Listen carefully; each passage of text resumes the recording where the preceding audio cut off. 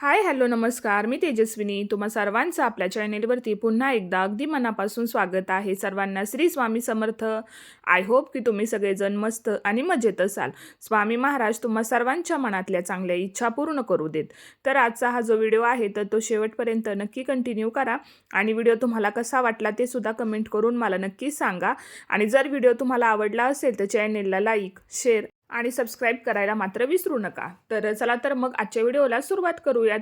तर नेहमीप्रमाणे सुंदर दिवसाची सुंदर अशी सुरुवात झालेली आहे आणि सकाळी सुरुवात झालेली आहे ती म्हणजे आज साफसफाई करण्यापासून आज आपल्या व्हिडिओची सुरुवात झालेली आहे.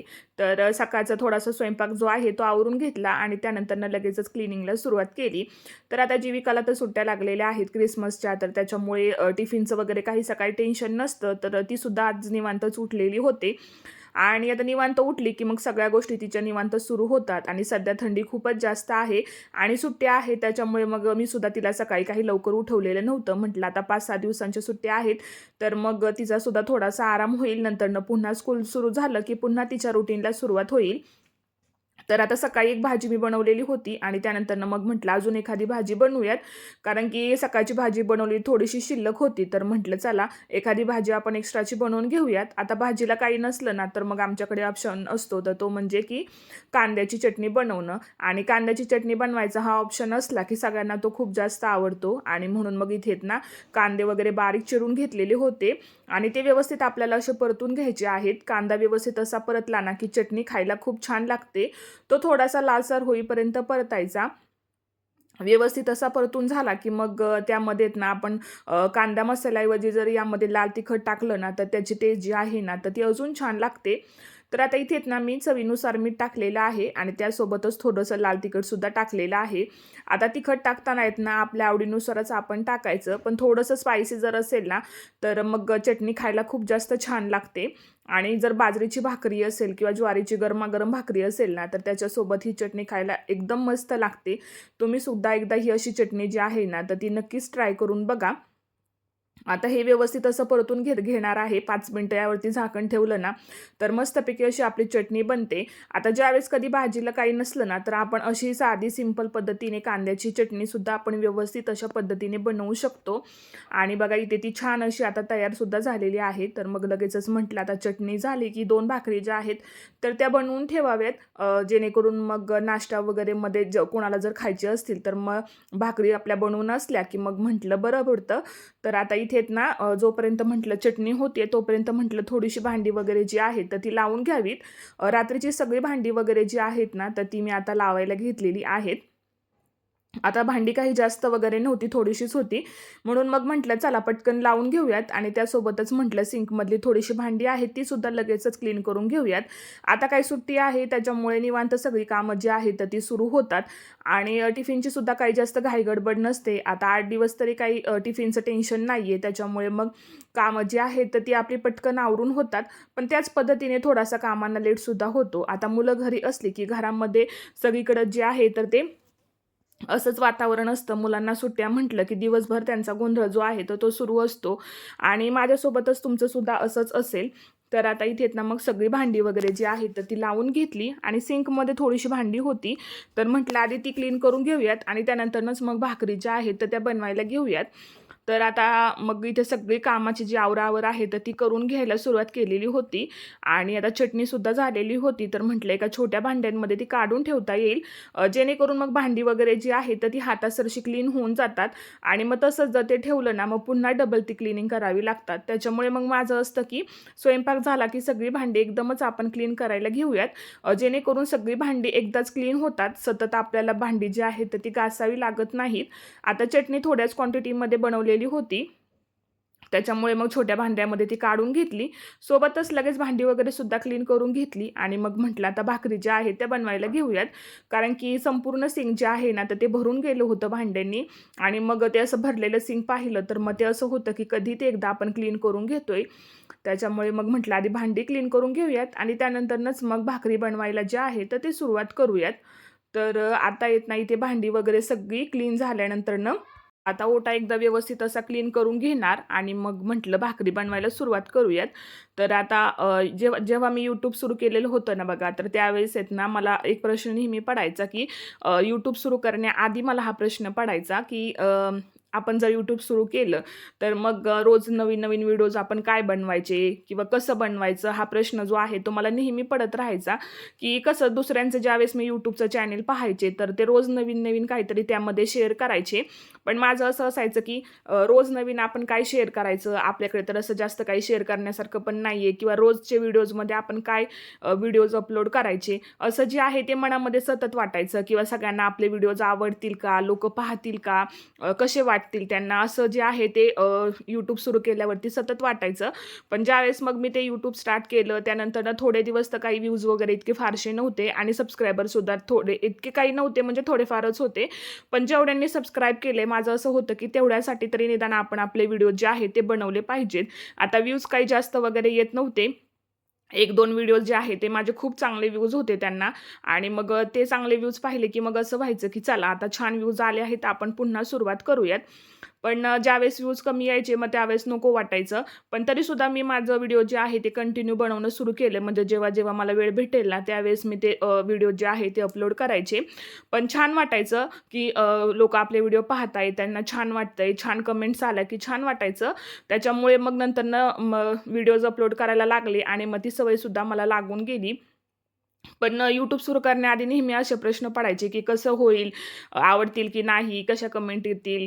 किंवा मी कसं शूट करेल? जमेल का मला? असं सगळं जे आहे ते मनामध्ये खूप सारे प्रश्न होते. पण नंतर सवय होऊन गेली आणि दिवसभर मग माझा दिवससुद्धा पूर्ण असा बिझी जायचा आणि कसं आधी तर मग काही जास्त काम नसायचं. घरातलं काम झालं की मी निवांतच असायचे.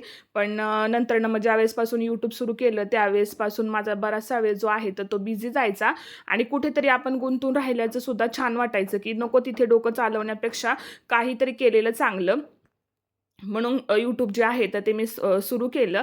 त्यानंतरनं मग आता इथेच ना बटाट्याची भाजी जी आहे तर ती मी बनवायला घेतलेली होती. तर भाजी म्हणण्यापेक्षा उपवासाची जी आमटी असते ना आपली शेंगदाण्याची, तर त्याच पद्धतीने ही मी बनवलेली आहे. कारण की आईंना गुरुवार होता. त्याच्यामुळे मग त्यांच्यासाठी इथे छान अशी उपवासाची जी आमटी असते तर ती मी बटाटा टाकून बनवलेली होती. आणि नेहमीप्रमाणे खिचडी वगैरे बनवण्यापेक्षा मग म्हटलं आज थोडंसं काहीतरी वेगळं बनवूयात आणि त्यांना अशाच पद्धतीने बटाटा जो आहे तो आवडतो. मग तशाच पद्धतीने मी बनवलेली होती. तर मग आता म्हटलं जोपर्यंत बटाटा होतोय किंवा आमटी होतीये, तर मग म्हटलं चला तोपर्यंत थोडंसं आपलं स्किन केअर वगैरे जे आहे ते करून घेऊयात आणि स्क्रबिंग वगैरेच मी इथे करणार होते आज. जास्त फारसं काही मी स्किनवरती अप्लाय करत नाही, कारण की ते माझ्या स्किनला सूटसुद्धा होत नाही. मागे एकदा आहेत ना मी गोल्डचं जे ब्लीच असतं ना, तर ते केलेलं होतं बाहेर आणि त्यामुळे ना स्किनवरती खूप जास्त माझे पिंपल्स वगैरे आलेले होते. म्हणजे ते काही मला सूट वगैरे होत नाही. पण पहिल्यांदाच मी ते ट्राय केलेलं होतं. म्हटलं बघूयात कसं होतंय वगैरे. पण ते केल्यानंतर खूपच जास्त स्किनवरती पिंपल्स यायला लागले. त्यामुळे मग मी म्हटलं, की नाही आता आजपासून आपण स्किनवरती काहीच बाहेरचे प्रोडक्ट अप्लाय करायचे नाही. मी ज्याप्रमाणे नेहमी स्किनवरती आपलं स्क्रब वगैरे करत असते किंवा एखादा मास्क वगैरे स्किनवरती अप्लाय करते, तर मग म्हटलं त्याच पद्धतीने जे आहे ते आपण करूयात. तर आता इथे ना मी एव्हरयूजचं स्क्रब घेतलेलं होतं आणि इथे बघा जीविकाचं सतत मध्ये काही ना काहीतरी असतं. म्हणजे ती घरी असली ना, की आपण काही करायला घेतलं, की तिचं असं सुरू असतं. त्याच्यामुळे ना असं वाटतं, की मुलांचं कधी स्कूल सुरू होतं एकदाचं. काहीही काम करायला घेतलं ना, तर तिला पहिलं काही ना काहीतरी माझ्यासोबत ट्राय करायचं असतं. तर आता इथे यातनं आधी छान असं स्क्रब करून घेतलं 5 मिनिट आणि त्यानंतर मग चेहरा जो आहे तर तो स्वच्छ धुवून घेतला. तर आता आज लाईट गेलेली होती त्याच्यामुळे इकडे आहेत ना मी खिडकीच्या उजेड्यामध्ये थोडंसं जे आहे ते शूट करायला घेतलं. म्हटलं तुम्हाला सुद्धा ते व्यवस्थित दिसलं पाहिजे. तर आता इथे मग छान असा चेहरा आधी स्वच्छ धुवून घेतला. त्यानंतर मग सगळं पाणी वगैरे जे आहे चेहऱ्यावरचं ते सगळं व्यवस्थित असं टॉवेलने क्लीन करून घेतलं आणि हे जे व्हाईट शेड्स काढण्यासाठी बघा हे जे भेटतं ना मार्केटमध्ये तर ते मी आधीच आणून ठेवलेलं होतं. तर मग त्याने सगळे व्हाईट शेड जे आहे ते सगळे मी व्यवस्थित असं काढून घेतलं. आता ते जास्त कुठे नसतात बघा, फक्त नोजवरतीच मला जास्तीत जास्त ते दिसतात. पण मग आज वेळ होता, आता स्कूलसुद्धा जीविकाचं नव्हतं, निवांत होते. तर मग म्हटलं चला आज हे काम जे आहे ते आपण करून घेऊयात. तर त्यानंतर मग सगळं जे आहे ते व्हाईट हेड सगळे रिमूव्ह करून घेतले आणि त्यानंतर स्वच्छ पाण्याने चेहरा एकदा येत ना छान असा धुवून घेतला आणि त्यानंतर येत ना मी चेहऱ्यावरती जे मास्क आहे ना तर ते अप्लाय करणार होते. तर जे की मी नेहमीच माझ्या चेहऱ्यावरती अप्लाय करते आणि हे गार्नियरचं आहे जे की शीट मास्क म्हणतो ना ना आपण त्याच पद्धतीने हे आहे. आणि हे मी आधी बऱ्याचदा यूज केलेलं आहे, त्यामुळे त्याचे काही साईड इफेक्ट वगैरे मला अजिबातच जाणवलेले नव्हते. त्याच्यामुळे मग मी आता हेच जे मास्क आहे तर ते स्किनवरती अप्लाय करणार आहे. आणि हे खूप छान मास्क जे आहे तर ते आहे. आणि यामध्ये थोडंसं लिक्विड वगैरे सुद्धा असतं, जे की आपल्या स्किनसाठी खूप चांगलं असतं. आणि हा मास्क आहेत ना आपल्याला चेहऱ्यावरती 10 ते 15 मिनिटच ठेवायचा असतो. पण 10 ते 15 मिनिटं स्किनवरती ठेवला ना की चेहरा इतका आपला छान होतो ना की काही विचारायलाच नको. म्हणजे मला तर खूप जास्त आवडतो. आणि आता मी सकाळीच यांना तो आणायला सांगितलेला होता. म्हटलं आज स्क्रब वगैरे आपण चेहऱ्यावरती करून घेऊयात, कारण की इतर वेळेस तर काही मिळत नाही टायमिंग. तर म्हटलं आज वेळात वेळ काढून आपण स्वतःसाठी थोडासा वेळ द्यायला शिकावं. म्हणून आज म्हटलं काही झालं तरी म्हटलं आज आपण थोडंसं स्किन केअर वगैरे जे आहे तर ते करूनच घ्यायचं. तर आता छान हा मास्क जो आहे ना तो मी चेहऱ्यावरती आता लावून घेतलेला आहे. आणि 10 ते 15 मिनिटच आपल्याला याला ठेवायचं आहे. पण इतकं छान वाटतं, इतकं फ्रेश वाटतं ना की असं वाटतं की पार्लरमध्येच आपण छान असं रिलॅक्समध्ये बसलेलो आहोत. तर आता हा मास्क ज्यावेळेस आपण चेहऱ्यावरती लावतो ना तर त्यावेळेस येत ना 10 ते 15 मिनिटं व्यवस्थित असं रिलॅक्समध्ये बसायचं. नाहीतर आपलं असं असतं की हे काम करायचं ते काम करायचं, तर असं करायचं नाही. छान मास्क चेहऱ्यावरती लावला की 15 ते 20 मिनिटं छानपैकी असं व्यवस्थित असा आराम करायचा, जेणेकरून जे काही त्यामध्ये लिक्विड आहे ते सगळं व्यवस्थित आपल्या स्किनवरती लागेल. आणि इकडे आमच्या मॅडमचं बघा दुसरं काहीतरी खेळणं सुरू असतं. म्हणजे आपण काय करायला घेतलं की मुलांचं असं असतं की त्यांना पण ते करायचे. आता हे पुढचे 8-10 दिवस कसे जातील ते आता काय पुढच्या पुढे समजेल. तर आता इथे मास्क व्यवस्थित असा सेट करून घेतला आणि आता 10 ते 15 मिनिटं याला व्यवस्थित असं ठेवून देणार आहे. तर आता म्हटलं सगळं व्यवस्थित असं छान मास्क सेट करून घेऊयात. आणि इतकं छान वाटत होतं ना हे मास्क चेहऱ्यावरती लावल्यानंतर असं वाटत होतं की पार्लरमध्ये काही स्क्रबिंग वगैरे करण्यापेक्षा आपलं आपण घरच्या घरीच जे आहे ते केलेलं बरं. आणि बाहेर मी 2-3 वेळा ट्रायसुद्धा केलेलं होतं, पण मला काही ते जास्त सूट झालेलं नव्हतं. त्याच्यामुळे जसं मी नेहमीप्रमाणे माझ्या स्किनवरती स्क्रब वगैरे करते तर त्याच पद्धतीने मी आज केलेलं होतं. आणि प्रत्येकीने असं वेळात वेळ काढून स्वतःचं जे स्किन केअर आहे ते केलं पाहिजे. तर आता ज्यांना पार्लरमध्ये सूट होतंय त्यांनी नक्कीच बाहेर जाऊन थोडंसं वेळ जो आहे तो स्वतःसाठी काढला पाहिजे. तर असं काही नाही आहे की बाहेर गेल्यावरती पैसे खूप खर्च होतात किंवा काय. तर थोडासा पैसा जर आपण आपल्यावरती खर्च केला तर मला असं वाटत नाही की त्यामध्ये काही वेगळं काही आहे. थोडंसं जर आपण आपल्यावरती खर्च तर करू शकतो. सगळ्या गोष्टी तर आपण घरामधल्या मॅनेज करतो. त्याच पद्धतीने स्वतःला पॅम्पर करणं, स्वतःला वेळ देणं हे सुद्धा तितकंच गरजेचं आहे. तर आता आपण रोज तर काही या गोष्टी आपण करू शकत नाही, पण निदान महिन्यातून एकदा आपण स्वतःसाठी वेळ काढून ह्या गोष्टी ज्या आहेत तर त्या करू शकतो. तर आता जे काही त्यामध्ये लिक्विड होतं ना तर ते सुद्धा सगळं मी स्किनमध्ये व्यवस्थित असं सेट करून घेतलं. असं म्हणतात की हे लिक्विड खूप चांगलं असतं. आणि मी यूट्यूबला थोडेसे व्हिडिओ जे आहेत तर ते सुद्धा पाहिलेले होते. तर त्याच्यामुळे मग ते व्यवस्थित असं स्किनमध्ये व्यवस्थित सेट होऊन गेलं. त्यानंतरनं मग छान असं फ्रेशसुद्धा वाटत होतं. आणि स्किनसुद्धा एकदम छान अशी सॉफ्ट जी आहे तर ती दिसायला लागलेली होती. तर आता छान असं स्क्रब वगैरे जे आहे तर ते माझं झालेलं आहे. आणि त्यासोबत छान असा मास्क जो आहे तो सुद्धा मी आज अप्लाय करून घेतला. तर बऱ्याच दिवसानंतर ना मी आज छान असं स्किन केअर जे आहे तर ते करून घेतलेलं होतं. आता स्किन केअर झाल्यानंतर मग पुढच्या कामाला सुरुवात केली. तर आता इथनं 2-3 दिवसांसाठी आम्ही जाणार होतो सुट्टीला.